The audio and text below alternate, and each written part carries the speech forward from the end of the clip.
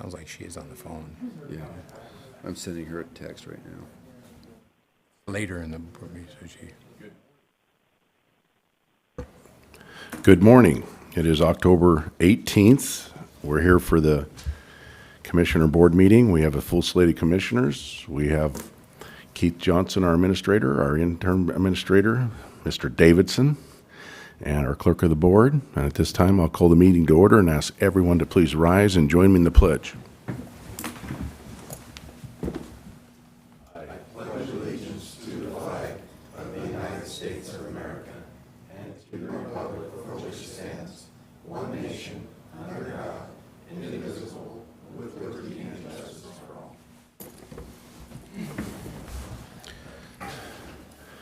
Okay, the first item on the agenda is vouchers.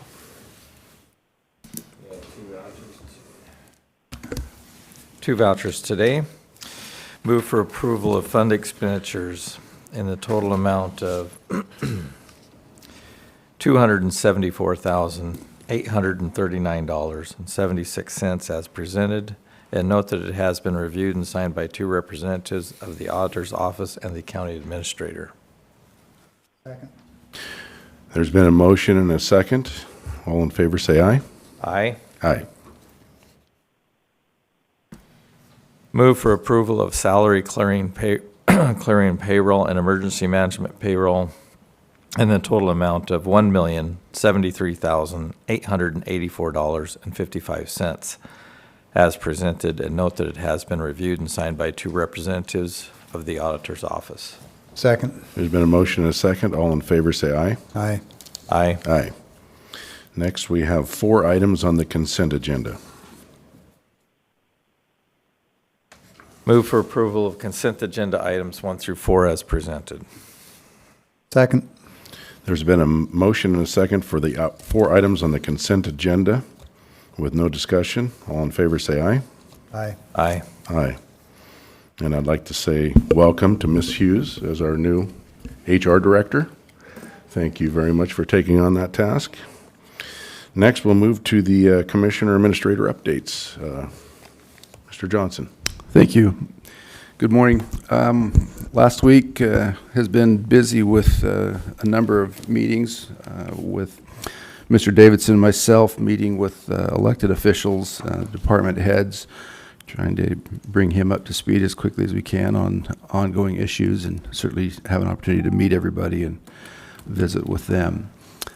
We're dealing with some personnel matters that we've been working on over the past week. I think we're finally seeing some light at the end of that tunnel, but we're echo that we're glad to have Sam on board as our HR director, and Dwayne's doing a great job so far as interim county administrator.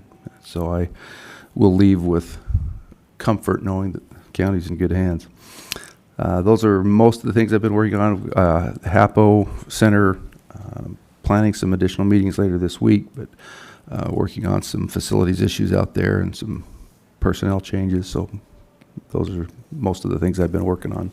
Thank you. Mr. Peck. Limited number of formal meetings this week. Did meet with the health director on some policy matters that they're working on, as well as the 1152 committee. Benton Franklin Council of Governments met with the staff there on our budget approval and updating of our bylaws.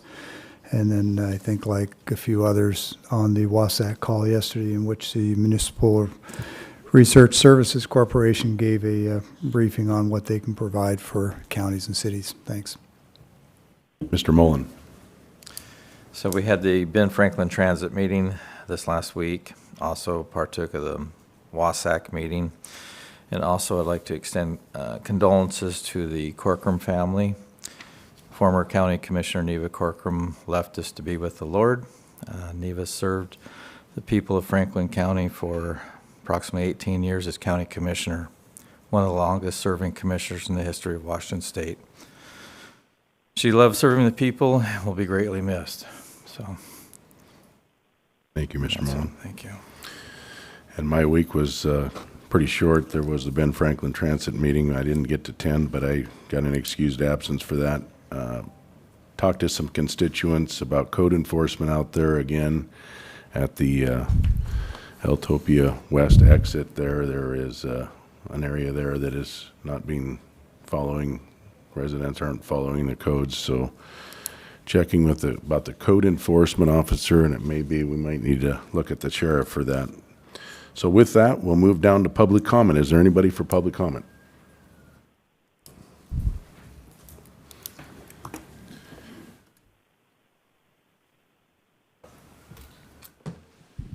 Thank you, Commissioners.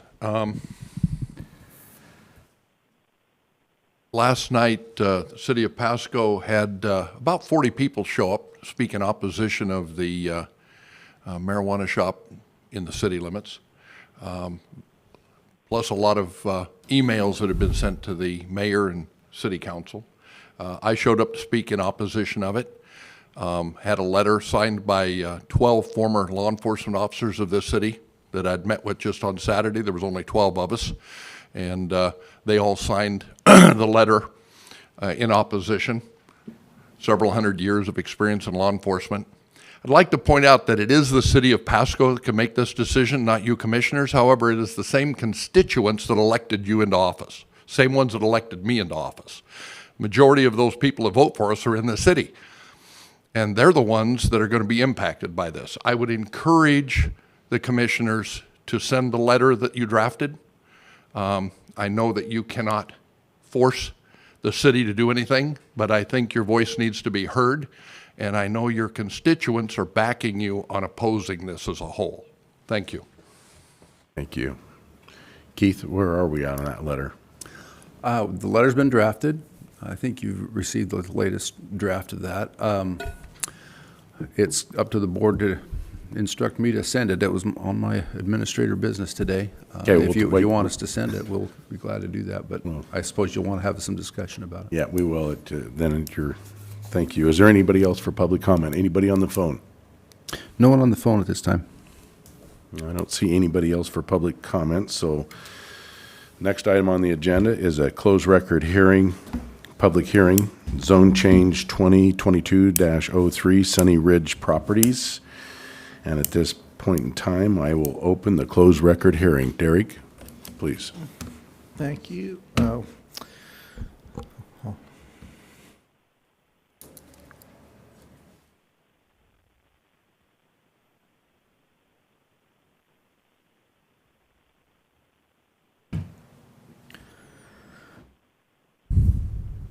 I apologize.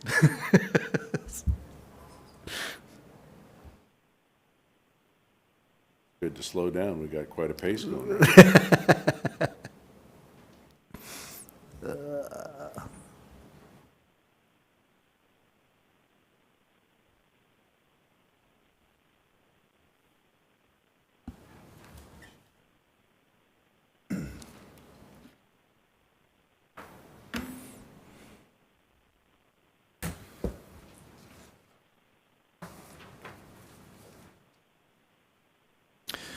Thank you, Chair. Yes, this is a request to convert approximately 3 acres. I'll get to the details in a minute. It's up in the just up in the Basin City area. The current comp plan designation for the property is rural settlement. It's part of the Basin City local area more intense rural development, otherwise referred to as LAMERDS. Current zoning for the property is AP 20, and it's a request to change from AP 20 to rural service or C2, rural service commercial. That's the property. This is the manufactured home park, and Blade North is over there, farther to the east. I believe that's Epic Grain there where you had your pointer. What's that? Epic Grain. Yeah, I'm just saying it's over to the east, the intersection. Parcel number is 121262124. Address is 6851 Road 170. It's generally south of the corner of R170 and Short Road, east of Bailey Boulevard, and north of Sheffield Road. And it's approximately 2.89 acre site. So that's the specific location. That's a shot of the property. It's just pretty much an vacant field. On or about July 28th, staff sent notices technical agencies, property owners within 500 feet. Franklin County Graphic submitted a SEPA determination of non-significance, which was registered as number 202-203-726. And Public Works was the only party that provided comments. We also posted the property on August 15th, which is, we have to have the property posted a minimum of 2 weeks in advance of the public hearing. If you do it too far out, people kind of forget about it. So rezones are based on the underlying comprehensive plan zoning. The property is rural settlement, which is generally our landmark designation. It allows for high ability of flexibility within the boundaries of that landmark to do rezones. You don't have to go through, say, like if this were out in what we call the blocks, the AP20, that primary farmland, you'd have to go through a comp plan designation change because you're changing the underlying zoning from ag to commercial or something like that. In a rural settlement, rural settlements are by definition understood to have a multiple types of zoning to provide services to the rural community in a limited area. Under that circumstance, you can go through and do what we call a simple rezone, as long as it's one of those zones that are listed, and commercial is a listed and allowed use in this landmark. As opposed to, say, some of the, go ahead. Excuse me, Derek, while you're at it, this might be a really good time to just give us a sentence or two about what limitations on commercial might be allowed in a landmark in this case. Because in the read aheads, it just says going to C2 rural service commercial. So just for the sake of everybody, what kinds of things could go into that commercial designation? Your general commercial activities, not restaurants per se, that's a whole different issue, but having to do with the way we've got some of the uses allowed in those areas. But businesses, offices, gas stations, in theory an airport, but that wouldn't really fit on that property. There is an airstrip not far. Yeah. From it. I don't know if you It'd know be that. redundant as Yeah, well. it's very close. So, but your basic commercial type of activities, banks, whatever are kind of needed to serve that rural community. It is supposed to be with that rural focus. It may not be as broad as what you would see maybe in an urban commercial core. There are some limits. Could you do light industrial manufacturing? Not in the C2 zone, Right. but you could apply for an I2 designation that may allow that. Right, okay. Just trying to scope it a little Yep. bit so people Yep. get an idea. This is going from ag ground to, And potentially a even- lot of things. This is also the one zone where a manufactured home park or multifamily residential development may be permitted through a CUP as well. And just a quick note, the State Association of Counties has been working with the legislature for a couple of years, trying to expand counties' opportunities for landmarks because of the flexibility we're talking about. It Thanks. would be appreciated. And then the current zoning of the property, as mentioned, is AP20. The property is surrounded by land zone C2 to the north and then AP20 to the south, east, and west. There'll be a map showing that. It's bounded by R170 to the north. Minimum lot size for the current zoning district is AP20, or it's 20 acres, whereas the minimum lot size for a proposed zoning district, there is none. It's basically based on the use and setback requirements. It is consistent with the comprehensive plan designation of rural settlement, as I've just explained, and it will allow for more intensive use of the land upon any future development, subdivision, or short platting. As mentioned, the property to the north is zone C2, so we have contiguous zoning. We don't have what we call spot zoning, where you just are creating an isolated zone. And the purpose is to provide small retail wholesale businesses and commercial services in rural areas for the convenience of county residences.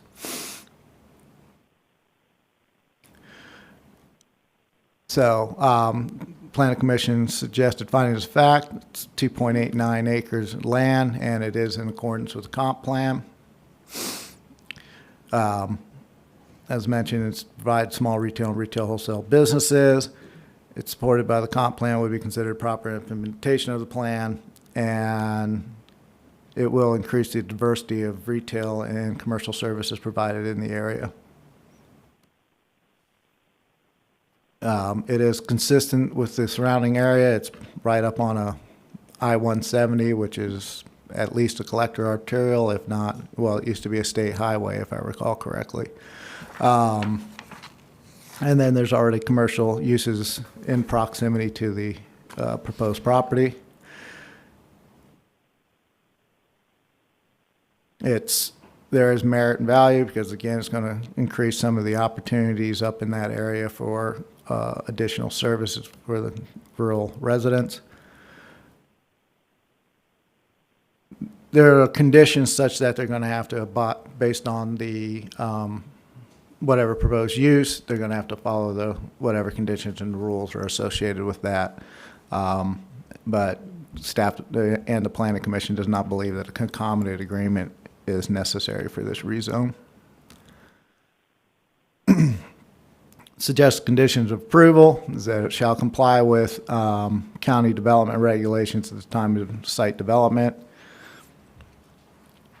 and it shall comply with local, state, and federal agency standards, and then road access is going to be based on whatever's proposed at the time for actual site development.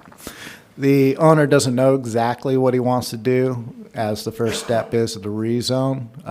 Without the rezone, various plans wouldn't play out, so he will come back to us at that time. And when we're doing a rezone application, we should do it with the view of and an understanding that once that zone is done, unless we've entered into a concomitant agreement of some sort, the highest, we have to be willing to accept the maximum potential development allowed under that zone. So though a runway is, in theory, permitted with a conditional use permit, this property's not going to really allow for it, but these types of things need to be analyzed such that we don't limit those allowed potential uses unless it's done through the rezone. And then there's a suggested motion, and happy to answer any questions. Questions, commissioners? There's no objections from the community when you sent the letters out. No, literally the only comment we got was from Public Works. We didn't even get agency comments, which isn't uncommon on rezone requests. It's generally at the time of development that we're going to get most of our comments. All right. So no questions, Derek, but just wanted to point out that this is one of the few tools that the county has with this much flexibility. And so if you're involved in any discussions on landmarks, please weigh in, because they really do allow us to, if this, like you said, we're AP 20 out in the block somewhere, you'd be figuring out how to pull off 2 acres and still have 20 remaining.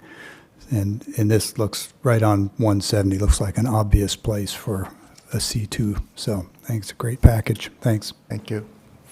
So Derek, on suggested findings of fact number 5, can you go back to that, please? Mm-hmm.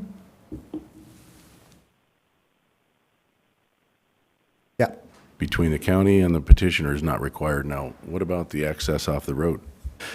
A concomitant agreement is like what I was saying. It's something where we would work with the developer. So the access, yes, they'll have to get a permit and all that stuff. That's the concomitant agreements. What most in a lot of jurisdictions is referred to as developer agreements. Basically, the owners voluntarily binds the property to some degree or agrees to do some special thing above and beyond what is normally required. Okay. So But they'll have to install a culvert and have an access to the they'll, road. Okay. based on whatever they end up putting in. See, that's the thing. They could have two accesses if they did one type of thing, these types of things. So at the time of specific development, most of Yeah. those will come out. I think this is a perfect location for a change. So I don't have no more questions. Is there any further discussion? Hearing no more discussion, at this time, I'll close the closed record hearing and entertain a motion. Move that the Board of County Commissioners adopt the recommendation of the Planning Commission and adopt ZC 2022-02 with the 5 findings of fact and 3 conditions of approval as approved for in the staff report and exhibits A and B of the ordinance. Second. There's been a motion and a second to adopt the zone change 2022-02. All in favor, say aye. Aye. Aye. Aye. So next, we'll move down to the closed record hearing, CUP 2022-06 Fabrication Shop United Fence. Mr. Bratton, you're up again. Thank you, Chair. Oh, thank you. And at this time, I will open the closed record hearing for CUP 2022-06.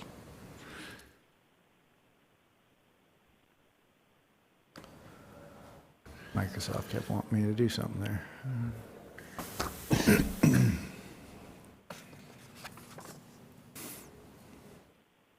Yes, this is a conditional use permit to site a home profession, contractor storage yard, and light fabrication facility. I mean, it's basically a summary of all the proposed activities out on this property. It's located east of Road 42, south of Melody Lane, and west of Road 36, north. The initial request in the application was, as listed here, material storage fence business. As the application developed and as was heard at the hearing, they also are seeking to operate their business, have their actual office out of their home, and then do light fabrication in an existing structure on the building, building gates, that type of thing, cutting things to length. I don't know what I'm not a fence guy, but whatever it is that they do, but it's classified as light fabrication. So they have a 912 square foot shop, and then approximately 7,725 square feet of area that they want to use for storage of materials. And so that's the property. They've got vehicles that they've been parking here. They've had things out here, but they've since cleaned that up. This all kicked off with a code complaint.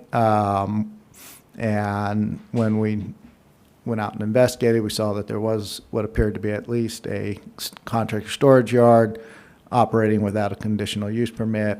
We notified the landowner, cease and desist operations, except for to clear the materials off the property. They, and then to apply for a conditional use permit, they then did provide, applied for that, and then proceeded to start moving the equipment off and the materials to be stored at the site of the actual, where those materials were supposed to be being used. So they'd have a contract to go put in the fence somewhere. They were storing that material at their property. They then, in the interim, after being notified, started moving that equipment off. By the time we got out... Excuse me, yeah. Eric, Derek. They were storing it at this site. Correct. After notice, they started storing it off-site at the job location, but the proposal is for them to store it at this site. Right, because Okay. currently that activity was not in compliance, so they're Okay. trying to ensure their compliance. Property is 4120 Melody Lane, parcel number is 114301117. zoning's rural residential 1, comp plan's rural residential, and the property is approximately 1.32 acres. And so here's our shots of the property. On or about July 28th, technical agencies, property owners were all notified. Notice was posted in Franklin County Graphic, and a SEPA determination was made and submitted, and with registration number 202-203-725, posted a land use action sign on August 15th. And Derek, as part of the record, are those contacts documented somewhere? Which contact, I'm sorry? If you go back a slide, it says on or about July 28th, sent notices to Right. property owners within 500 feet. So Yes. as part of the record, do you have documentation that those were sent and to whom they were sent? Yes. Okay. Yes. Because some people have claimed that they never received them. Right. That has to do with some different addressing and things like that, or I'm not sure what, but yeah, we do a pretty, not the first time we've done applications up there. So, but yes, we do have a list of everybody it was mailed to. And Yeah, it's part of the and- record. Yeah, okay, thanks.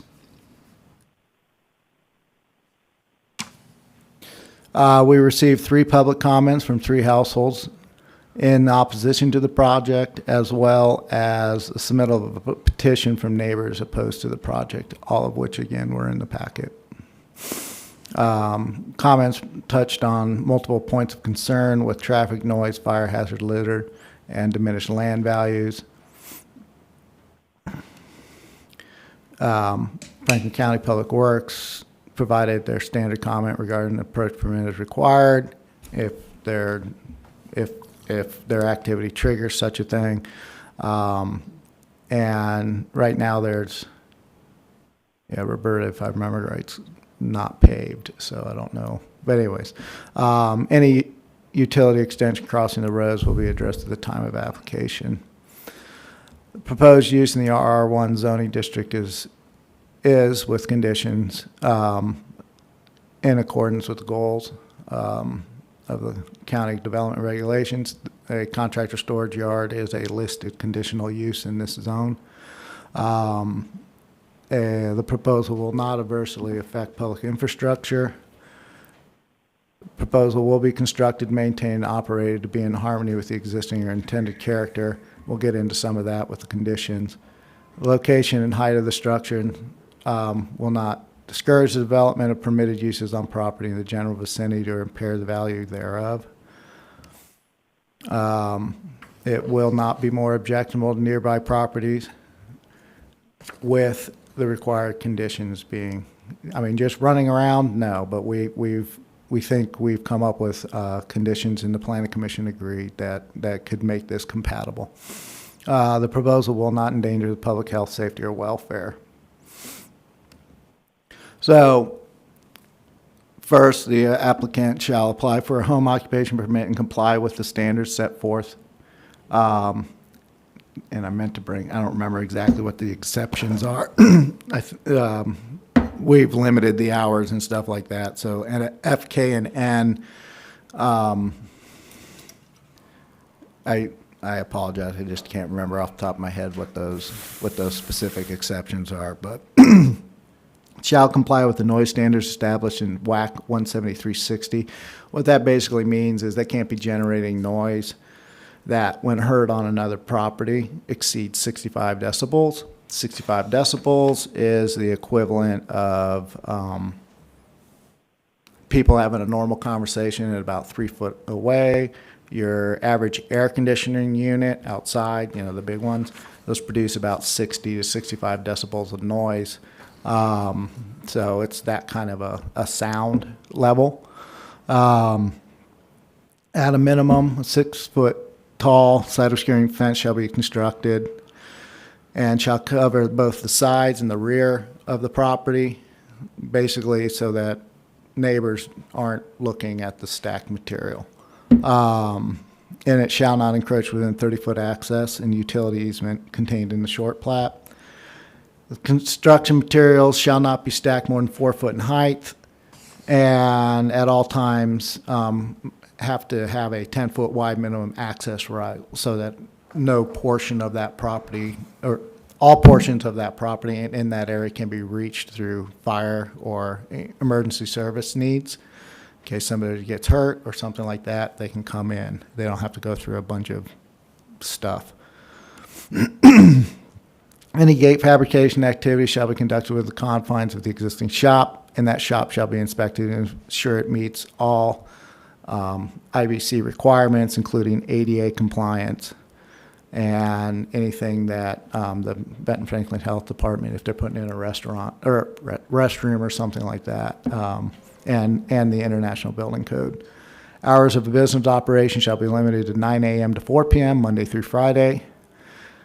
Business-related deliveries, pickup shall occur during business hours and shall not occur before 9 a.m., after 4 p.m., or on weekends. Any exterior lighting shall be directed on site so as not to interfere with the comfort and repose of the adjoining property owners. If security or other outdoor lighting is installed, it shall be directed down, and no part of the illumination halo shall encroach onto a neighboring property. So they need to make sure that that arc you see on the ground is all contained within there. It doesn't spill over.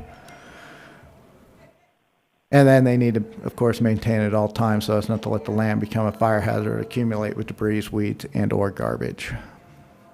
And then any risk of fugitive dust shall be mitigated through appropriate means at the site. That's usually done through light watering or something, or gravel. And that's the suggested motion, and happy to answer any questions. Questions, commissioners?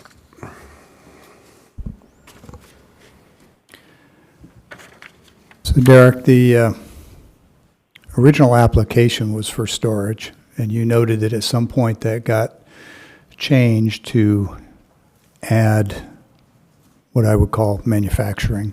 Mm-hmm. Can you tell me when that changed? It was when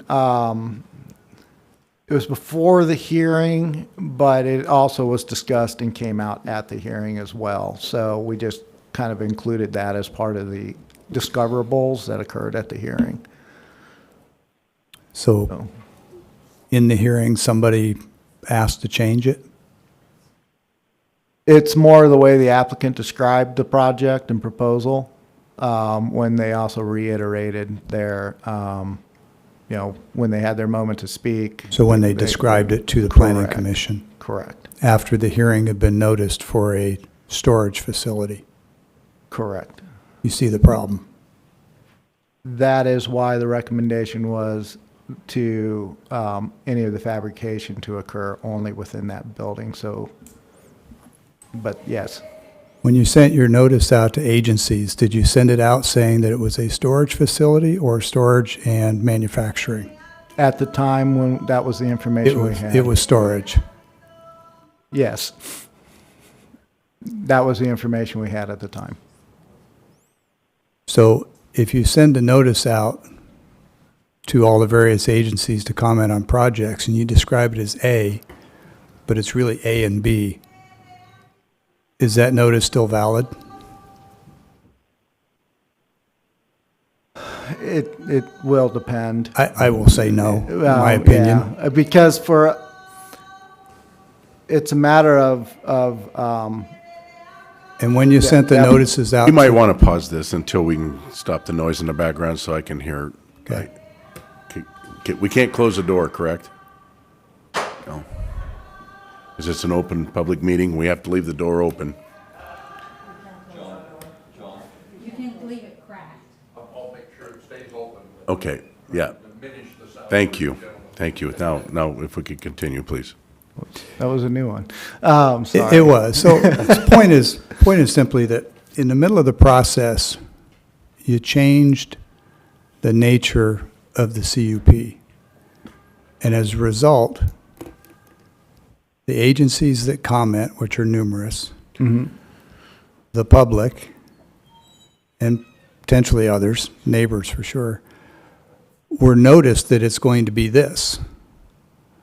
Okay. And then when you advertise that for a public hearing, and then you hold the public hearing, you get to the hearing, you find out it's not just A, it's A and B. Right?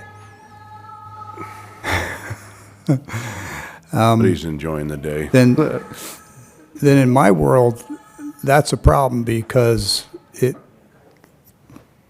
speaking from the record, clearly violates the process. People who have a right to weigh in on this are told it's one thing, it turns out to be something significantly more, or even different. They may not come to the hearing because they don't have a concern about A, but they do about B. So respectfully, I think the record is broken, I think it's flawed. That's one concern. And I'll note that those agencies are state and federal and environmental and compliance and a lot of other things. Now, whether it would change their feedback or not really isn't the point so much as there may be people in the community, for example, who didn't come to the hearing because, they were okay with storage with, but the manufacturing piece, maybe not. CUPs, and I don't want to get outside the record, but CUPs are conditional for a reason. You have a zone where certain activities are delineated and allowed. And that doesn't mean that other activities can't be done there, but it means that they're not automatically approved, and we have to give extra scrutiny to things like impact on the neighbors, the community. And I know that you know all this, but not everybody listening does. Nope. And so it's up to us to weigh those other variables and decide whether or not those can be reasonably overcome. It isn't, in my opinion, a case of the applicant has a right to this. On the contrary, the applicant does not have a right to have this activity. And generally, as I understand the law, it's only if there are essentially no impacts or all the impact can be adequately mitigated. I've been doing this for quite a long time. The list of signatures in the petition from the neighborhood is the largest group of local directly affected people that I've ever seen comment on something like this. And you know that I'm an advocate for small business, and I think what they're trying to do is fabulous, but I think we've got some legal process issues on the noticing. There in the record is a history of large delivery trucks there at 6 a.m., so they've already been conducting activities outside of this window that in the future they would commit to. We've had concerns about code violations, which is how this started out. And the whole package really is not about storage, in my view. That's sort of de minimis. That's a small piece of it. The bigger piece is they're talking about cutting and presumably welding and painting materials to make fences. And that's a light industrial manufacturing activity, and I don't think it has any place in that tight of a, Clark's Addition is not tight by residential standards. It's rural residential, I get that. But there's an awful lot of people who live right around it who say that, no, these impacts are beyond. And I think in this case, in most cases like this, deference is due to the impacted citizens that live around the activity, because they're the ones who are potentially sacrificing something they've already been granted by virtue of the zoning. And you're granting special benefit to someone above and beyond what is normally allowed. So when you have tension between those two interests, I think the tie goes always to the impacted citizens, especially when there's a large number of them, especially when it's compounded by the fact that your process is broken because you did all your notices to the public and to the agencies calling it a storage facility only.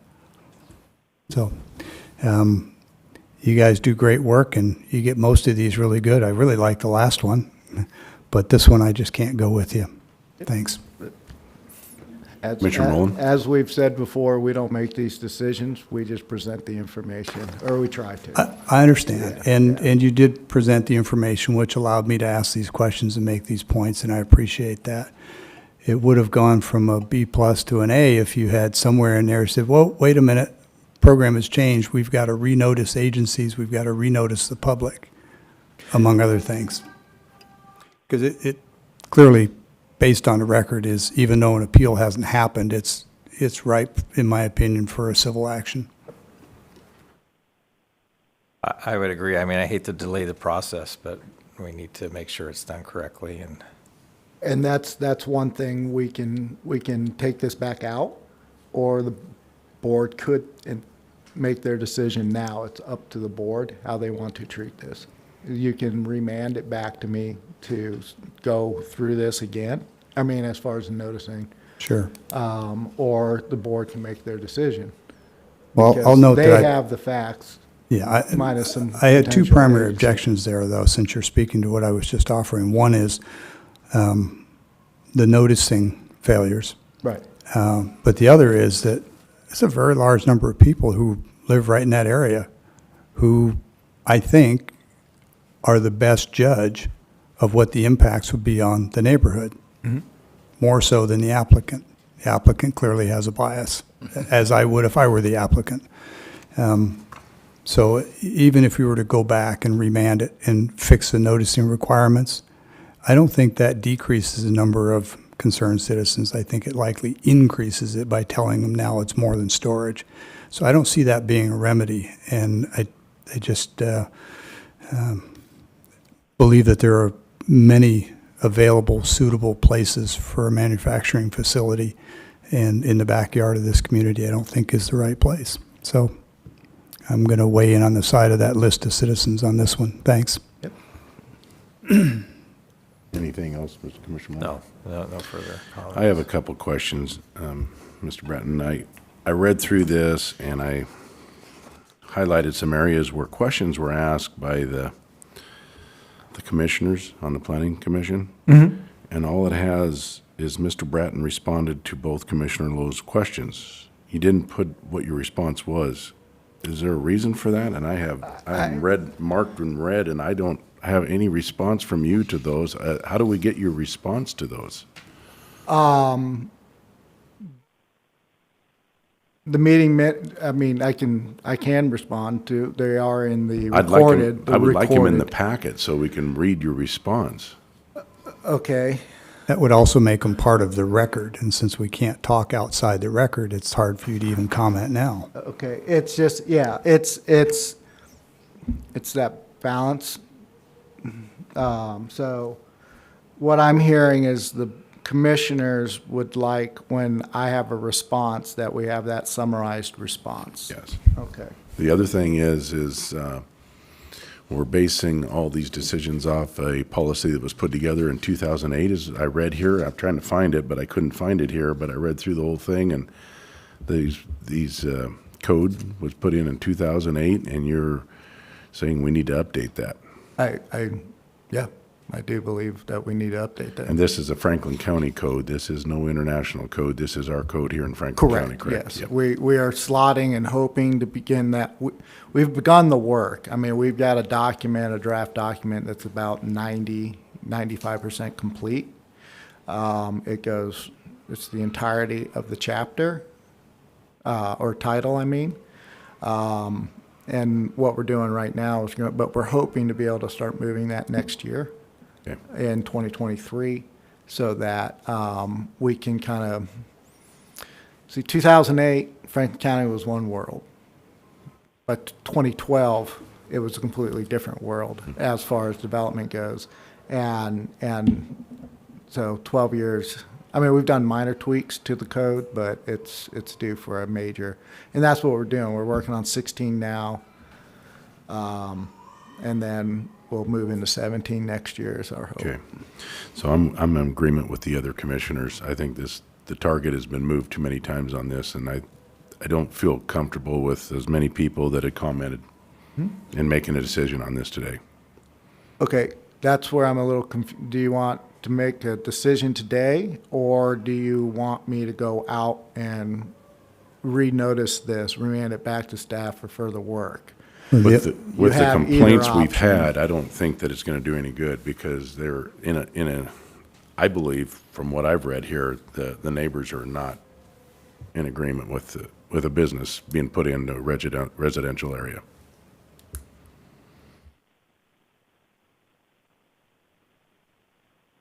So Derek, in the package, you,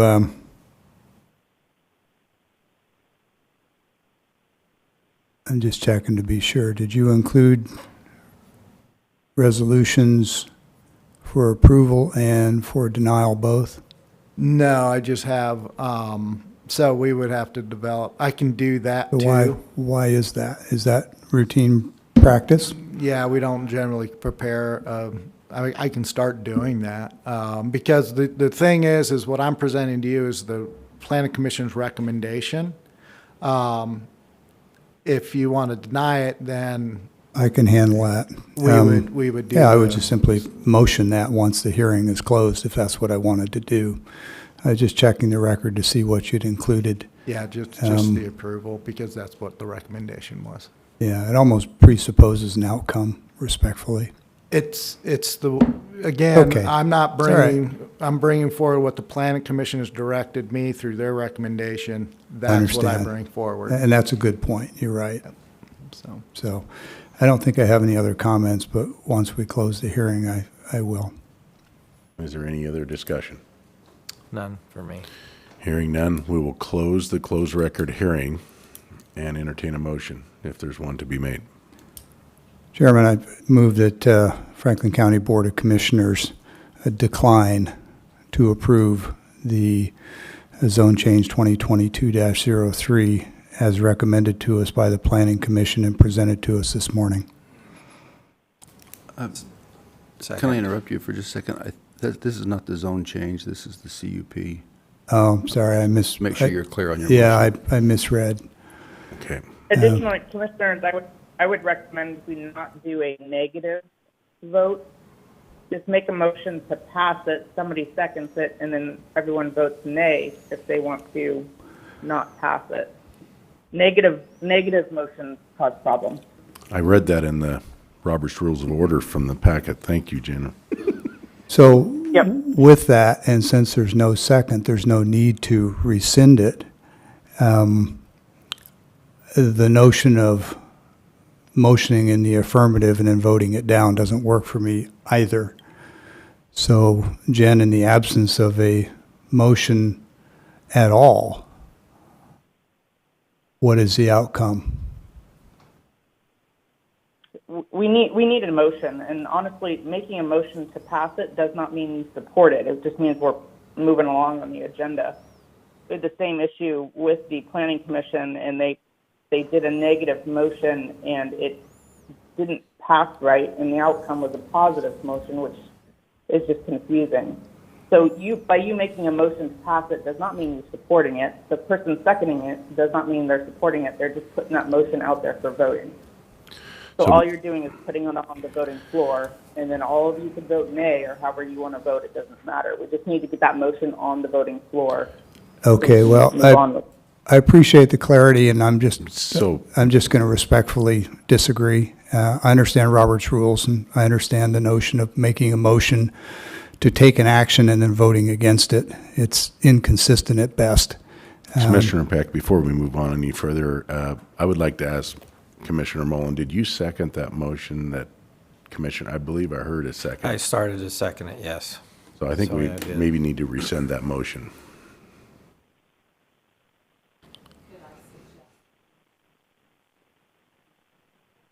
I did second it, yes. Right. I did hear him start to second. He did say, I second. And so I think we need to clean that up before we proceed.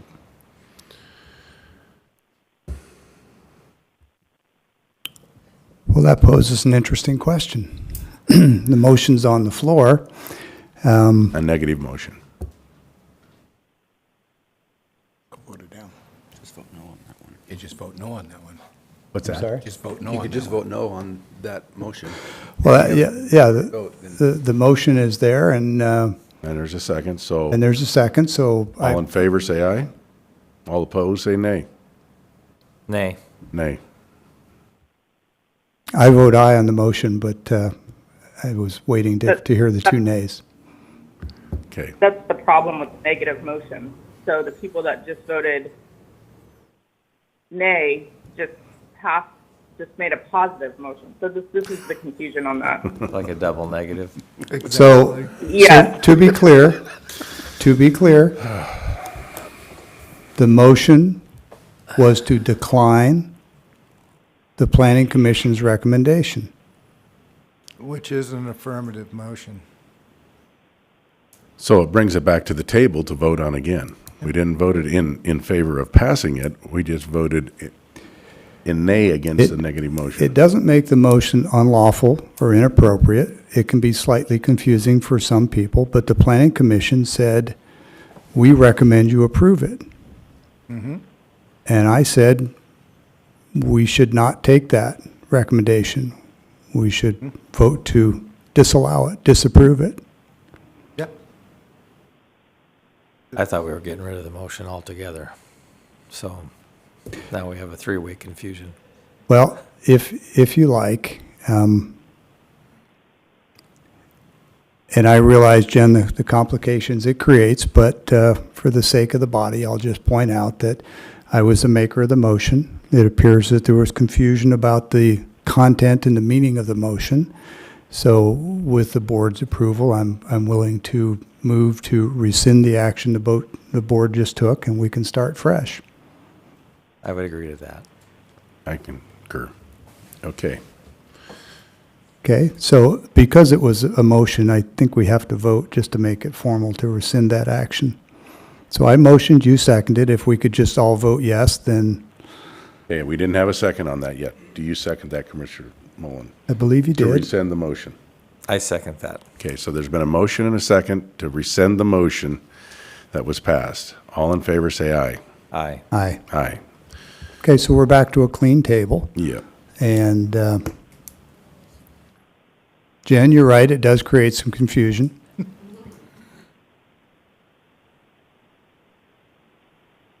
So Derek, what do you need from the board?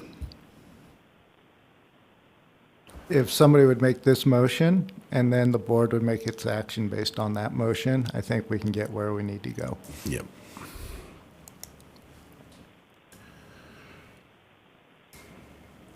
Remember, it's only for discussion purposes. I move that the Franklin County Board of County Commissioners adopt the 6 findings of fact and 8 conditions as approval as recommended by the Planning Commission and detailed in the resolution and approved case file CUP 2022-06 / SCPA 2022-20 as presented. And I'll second. There's been a motion and a second Discussion. to approve CUP 2022-06, SEPA 2022-20. Discussion. So Commissioner Mullen, I understand you're motioning for the sake of process. You made the motion. Would you be inclined to speak to the motion and give us some insight as to your views on whether this should be approved? I don't believe they should be approved. Okay. Thank you. Is there any further discussion? All in favor, say aye. All opposed, say nay. Nay. Nay. Nay. Thank you, Mr. Bratton. I think you're done for the day. Yeah, thanks, Brett. I think so. Oh, God, hope. No. All right, Got some ne- letters to write. While you close down the computer there. Next, we have reclassification of administrative office assistant position, Resolution 2022-270, and I believe, Mr. Johnson, you're presenting. Yes, thank you, Mr. Chairman. This matter before you for consideration is a reclassification of the administrative office assistant position in the Commissioner's Administration Office. Over the past number of months, I think you'll recall some discussion in the last couple of budget years, a request from my office for a budget and policy analyst / potentially a deputy county administrator. We have not filled that position, but the need for some of those responsibilities is still felt by the office, and so I have been able, successfully, fortunately, to delegate some of those responsibilities to two members of my staff, my administrative assistant and the office administrative assistant, which I'm speaking a little bit about both of the next two items, but specifically to this one, that office, administrative office assistant position has taken on some additional responsibilities that were not included in their original job description, and that individual is performing very well and has talents beyond the specific job classification. So we have just kind of found it not only necessary, but fortunately helpful to us that we're able to delegate some of these responsibilities to that position. The individual currently performs those functions that were assigned in the original job classification, but has since taken on responsibility of providing backup for the clerk to the board, not only in this meeting, but she serves as the clerk of the board to the Board of Equalization. That Board of Equalization position or responsibility was included in the original job description, but she is taking on all of the responsibility for conducting BOE hearings, coordinating with the board members, make sure they get their training, a number of different things that essentially require her to have the same skill set as the clerk to the Board of Commissioners. She's doing a lot more work with accounting and payroll, taking on additional responsibilities for just daily functions of the office as assigned by the administrative assistant, and helps relieve that burden from myself and from the administrative assistant in the office. So I'm recommending that, and frankly, this is something that we've been thinking about discussing internally for some time, but in light of the fact that I'm going to be leaving and Mr. Davidson's taking over, at least on an interim basis, I don't anticipate that those functions that have been delegated to this position will be coming back anytime soon. And I think in fairness to the employee, making the recommendation that her position be reclassified to a grade 16 and maintain her current step. So I'll be glad to discuss that or answer any questions you may have. Questions, commissioners?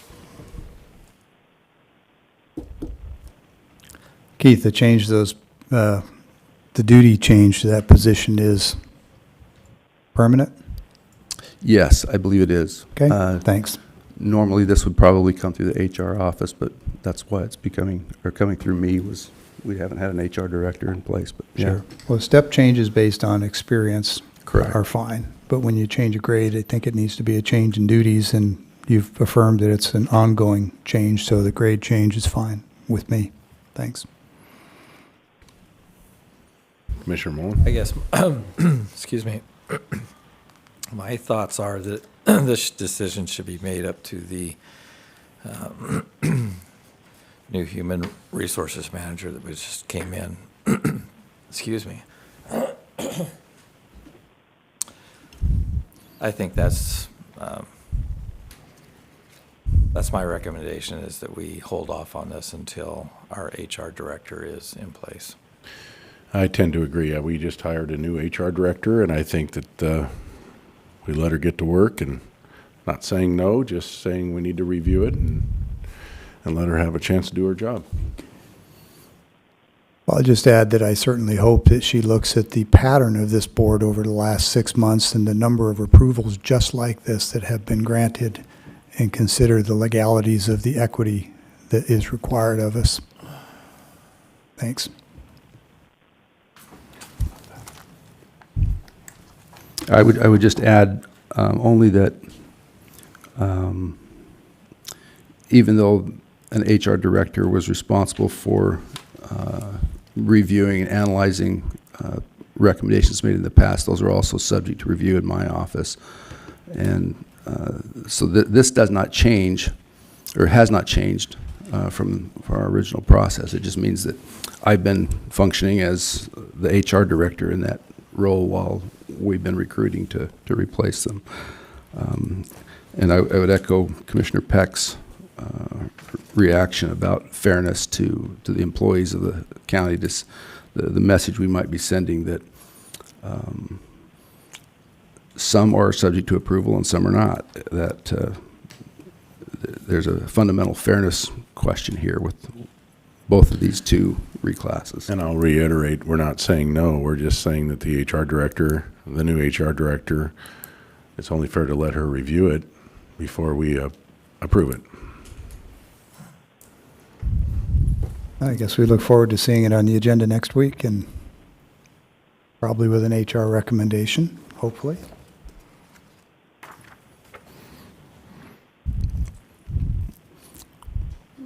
Then perhaps I'll move on to the next one, which is a similar situation. It just is a different position. It's my administrative assistant. Same issues, taking on much more responsibility. She's essentially single-handedly now taken over responsibility for our ARPA reporting with the federal government. She manages that process. Frankly, is doing more work than anticipated, and I think again it's a fairness question. But if the preference of the board is to wait, then I certainly will respect the wishes of the board. Again, it's my recommendation that it go before the new HR director. I concur. I'll just offer that this one, like the last one, deserves to be treated on par with how we've treated the others in the past. And the others that we've reviewed have always been with HR review, whether it was a person sitting in the HR chair or the person to whom they report, the county administrator. In all cases, they've had that same review, and should these be declined, we're going to have to address the question of why. And to lay on top of that, we have already seen roughly a third of the county workforce turn over in the last year.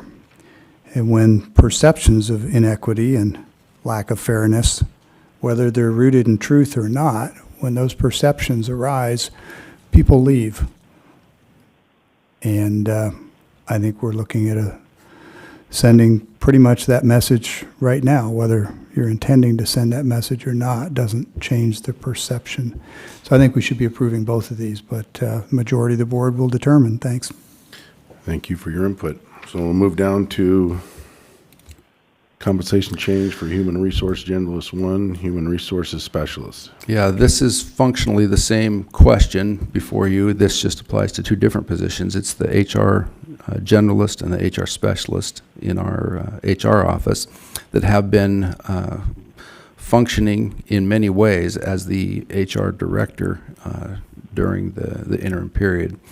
They've added duties around labor negotiations and compensation review and a number of other areas that's in your ASR background that have historically been handled almost solely by the HR director.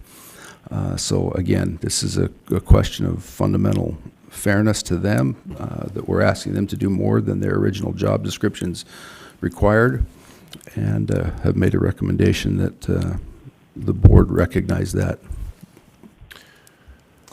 Again, with the new hire of our HR director, I feel it should be, I would want the input coming for her on her advice on how to move forward on these two, well, actually three classifications, past three. I concur. This is her office, and I think that she needs to also make that decision or present it to the board. Very well. Put them on the schedule for next week. Let's have a week to look at them. So with that, we'll move down to administrator business. We have the resolution to. Actually, can I interrupt you before you proceed on the Absolutely. rescind the resolution? I think you're okay to have some discussion of that, but I had some discussions literally as we were conducting the meeting that this may require an additional public hearing. Last week, the action taken by this board was subject to a public hearing. Mm-hmm. This rescinding and replacing is a new budget, is a new change to their revenues and expenditures, and therefore the legal advice I received from the prosecutor's office is this would be subject to a additional public hearing. I realize it's inconvenient, and I'm looking back to the assessor to make sure that we could meet his time frame if we were able to have this. What would require at least a 2-week period for public notice, and then be able to get that to him before the end of November. I believe November 30th is the deadline, which this information has to be to the assessor, but I want to make sure that that's compatible with his understanding and that we're able to handle that. So I'll be meeting with the horticultural board members, or some of them, and Pam.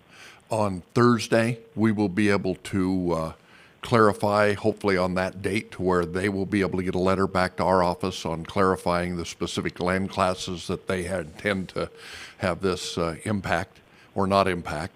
As long as they get that to me in writing, and this board has chooses to, if they do, approve the new resolution by the 30th, we would be able to meet our deadlines. Okay. Yeah, that's very helpful, because I guess that leads to my conclusion to recommend, if the board wants to discuss it, and you can't vote on it yet, but you may want to discuss, or you can just wait till the public hearing to discuss. Well, we had this discussion Thursday morning, and that was brought up, whether we had to have another open public meeting. And we had discussed the fact that we were rescinding values backwards, and therefore we wouldn't have to have one. So what has changed? I think you have to have a public hearing whether you increase the budget or decrease it. You can't presuppose what an individual in the community is going to agree with. Some may oppose a decrease, some may oppose an increase. In this case, the ASR says it's a budget increase of $155,530. Mr. Davidson. I'd like to just add one, by waiting and doing another public hearing, one additional benefit is what our assessor just explained, that he's meeting with the board and is going to get further, more definite classifications to the land classes, will help us clean up one of the whereases, which I was kind of uncomfortable with, because it talks about whereas something's going to be in compliance in a future date. If you read it, Yes. that will be able to be eliminated and modified, and will actually have the land. So there's an advantage from that standpoint too. Would our assessor concur?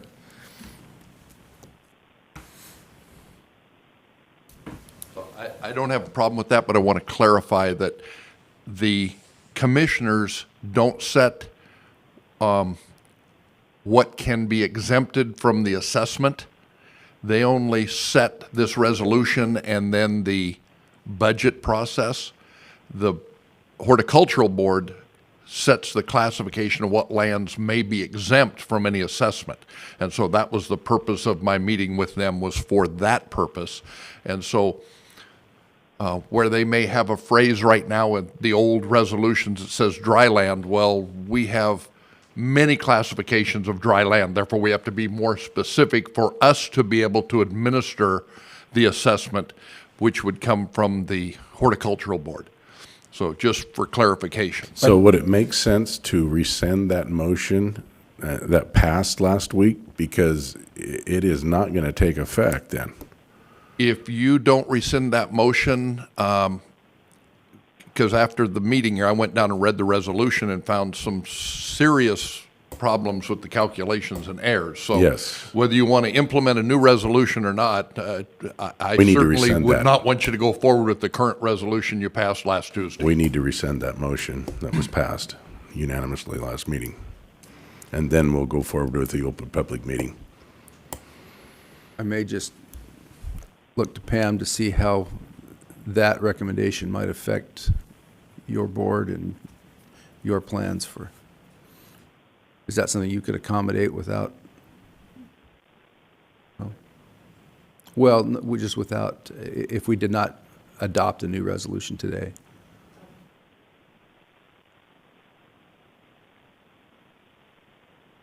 Yeah, there were some errors in there. Yeah. So your recommendation is also to rescind the existing motion, but it may, recognizing it may take a couple of weeks to adopt a new one.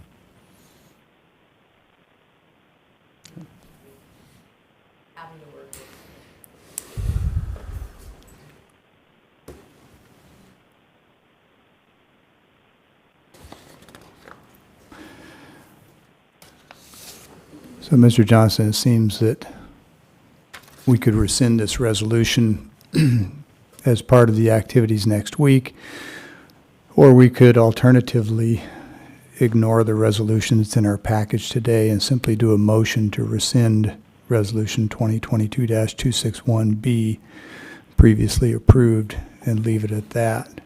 I think the latter is probably the better course. Would you agree? Yes, I do.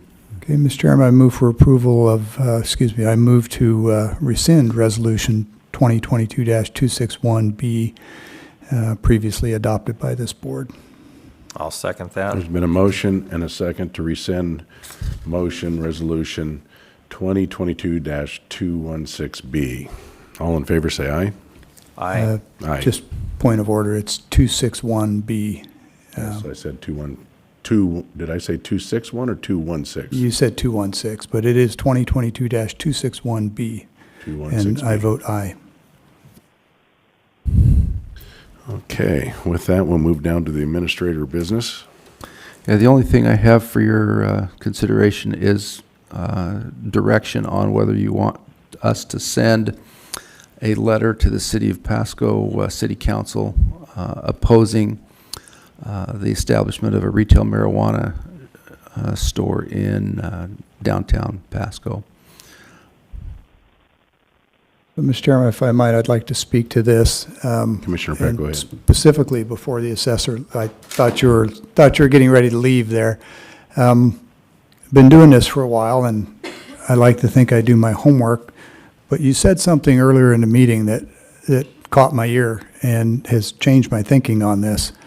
I've always been sensitive to the fact of trying not to tell other jurisdictions and elected bodies how to do their jobs, in part in the hope that they'll not tell us how to do ours, but so that we respect each other's individual legislative authorities. I just think that's common decency. But you made the observation that, everybody that lives in the city of Pasco lives in Franklin County. And while our jurisdiction and authority over formal approval on this question is clear, we have none, but they're still our constituents.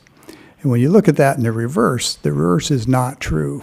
The citizens of City of Pasco, legislatively and jurisdictionally, are not part of unincorporated Franklin County. So the point is simply that the logic works one way, but not both. There's no escaping the fact that every person who lives in the City of Pasco is a Franklin County resident, and we do have an interest in their well-being. And where I previously thought that it really wasn't appropriate for us to weigh in and even imply that we're telling the city council what they ought to do, I think the fact that, as I've said myself, every single person that lives in Pasco lives in Franklin County, and I think there's a duty there as well. So I appreciate your comments. You changed my thinking, and I'm in support of the letter where I previously was not. Commissioner Mullen? I'm in support of the letter. It's only a recommendation, and as a lifelong resident of Franklin County, I don't see a marijuana shop coming into Pasco as any benefit to us. I think with increased availability, it's going to increase consumption of the product, and my personal feelings is I'm against it. So I think we should at least voice our opinion and express our feelings on the issue. I concur, so Okay. I get unanimous to send the letter. We'll get it in the mail today. Thank you. Anything else on the administration business? No. That takes us down to public comment, our final public comment. Anybody on the phone? No one on the phone. Okay. Anybody in the audience, public comment? Please come forward. Hello. My name is Meredith Harker, and I actually have some information here for you. I'm a 18-year resident of Franklin County, and let me just, Yeah, we'll pass them around. Thank you. and my husband grew up in this area. We've raised our 5 kids here in this county, and something that we've diligently tried to teach our children is honesty. It's something that's important to be honest whether people are watching and even when people are not. Deception is a form of dishonesty, and that distorts or omits the truth, and it undermines the trust that is necessary in a successful society of elected leaders. So each election, I very carefully read through this voter's pamphlet. I'm one of those, maybe I'm strange, but I do. And it helps me to make that final decision in who I vote for. While reading through this pamphlet, I discovered something that was concerning to me. Trinity Orozco, a candidate for Franklin County District Court judge, made a statement regarding her position as a pro tem judge. It was written, if you notice on the sheet there, to portray that she has a great deal of experience as a pro tem in the Benton County District Court, and even alludes to a possibility of 20 years doing so. I was curious to see if this was the case, so I submitted a public records request to the Benton County District Court, and as you'll see in the documents, the response I received represents that Trinity Orozco has 0 experience performing in the capacity of a pro tem judge. She was sworn in as a pro tem judge in April of this year, roughly 1 month prior to submitting her statement for the voter's pamphlet. To me, this comes across as a great deception. For any person who follows a set of spoken or unspoken societal rules, ethics, morals, or even commandments, to deceive is simply wrong. For Trinity Orozco, an attorney running for judicial office, deception is more than just wrong. It is breaking the oath of office that she swore to upon becoming an attorney, and the second she submitted her name as a candidate in this election. The oath of office is no small thing. One who has taken an oath of office agrees to the professional code of conduct as approved by the Supreme Court of the state of Washington. This code of conduct, if you'll notice in your packet, states the following.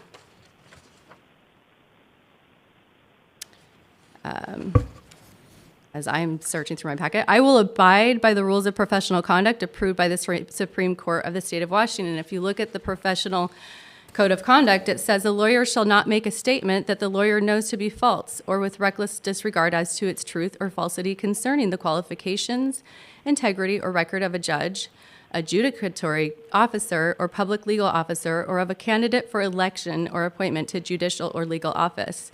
Point B says a lawyer who is a candidate for judicial office shall comply with the applicable provisions of the Code of Judicial Conduct. As a concerned voter, I look for leadership whom I can trust to represent me, my family, my friends, my neighbors. However, in the case of an elected judge, I'm looking at somebody, electing someone who is given power. They have power to exercise for right or wrong. And essentially, I'm asking you, what are you going to do about this, unfortunately to me, shameful exertion of power in using dishonesty to obtain this position? I'm assuming my time is up. That's why I saw you flashing that. Thank you. Of course. Yeah. If you have any questions, I'm happy to discuss. Thank you. Is there anyone else for public comment? I do have a caller on the Okay. line.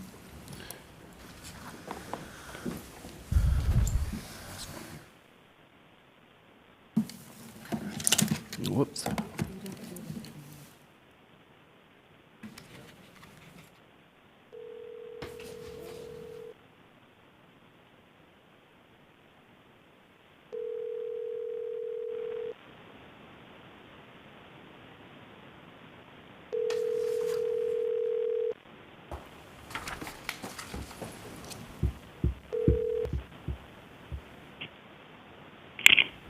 Go ahead, caller, you have 3 minutes. Hi, good morning. This is Melinda Didier calling in, and thank you to the Board of Commissioners for the opportunity to comment. I just wanted to express my appreciation question for to Chair Didier and to Commissioner Peck for their comments on the procedural difficulties that for some of the closed record hearings that were put forward, and also just kind of express my frustration in the county's trend towards not making what they term a negative motion, which is not standard in the other municipalities. You can definitely make a motion, in my opinion, to deny something. So I just wanted to put that forward. Thank you all for the hard work that you do and for allowing me the opportunity to comment. Thank you. Is there anybody else? We for have a public? second caller. Oh, we do have a second.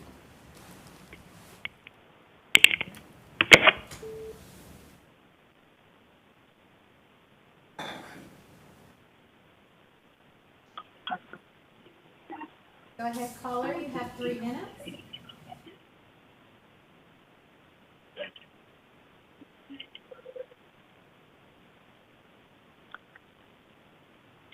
You might repeat. Hello. This comment is in regards to the positions that were set forward to the commissioners for increasing their pay for whatever the reasons were. My comment is just that we have not had an HR director since about August, and prior, there have been other positions that have been approved.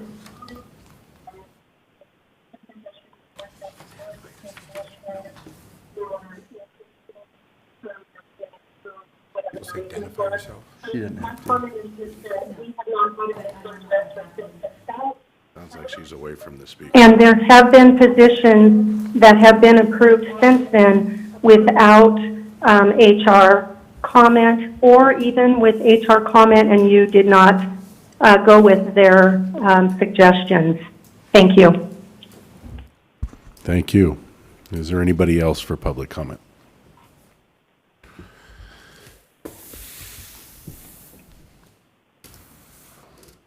George Dockstetter. I wanted to bring up something about the conditional use permit that was applied for earlier today. The notices are sent to people within 500 feet. 500 feet doesn't cover very much area when the lot sizes are 1.25 acres and bigger. I think the code should be changed or whatever it's done to expand that, because like where I live, if I wanted to go for a CUP on my property, there'd only be one person you'd contact. So, and down in Clark Edition has been developed out and is fairly dense for Franklin County, and I think the distance ought to be changed to include more of the neighborhood. Thank you. Thank you. Anybody else for public comment?